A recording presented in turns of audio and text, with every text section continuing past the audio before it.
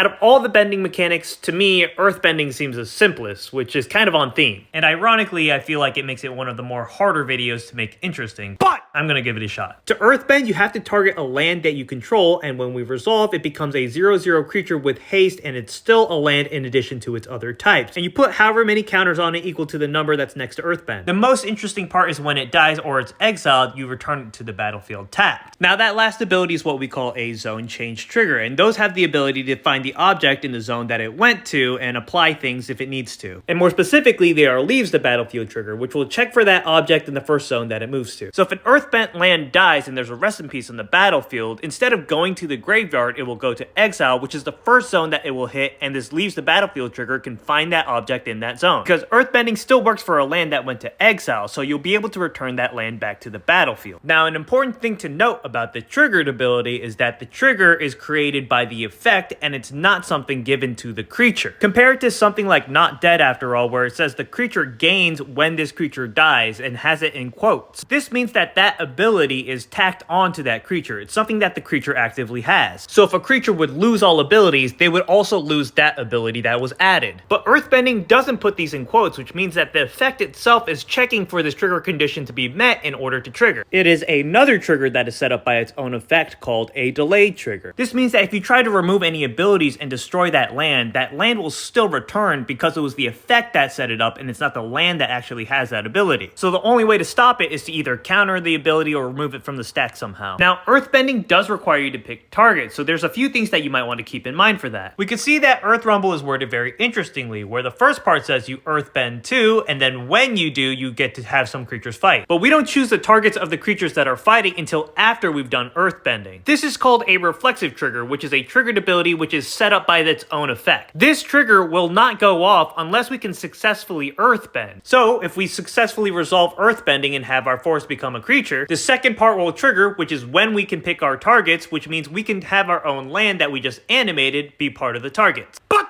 if all of the targets for the first part, which is the earthbending, become illegal, then the rest of the effect won't get to carry itself out. So if my opponent destroys that forest that I targeted with earthbend in response, all of the targets for this initial spell will be illegal. I will not successfully get to earthbend, and I won't get to carry out any of its effects setting up this reflexive triggered ability. That's going to be it for this one. If you have any questions or if I missed anything, leave them in the comments.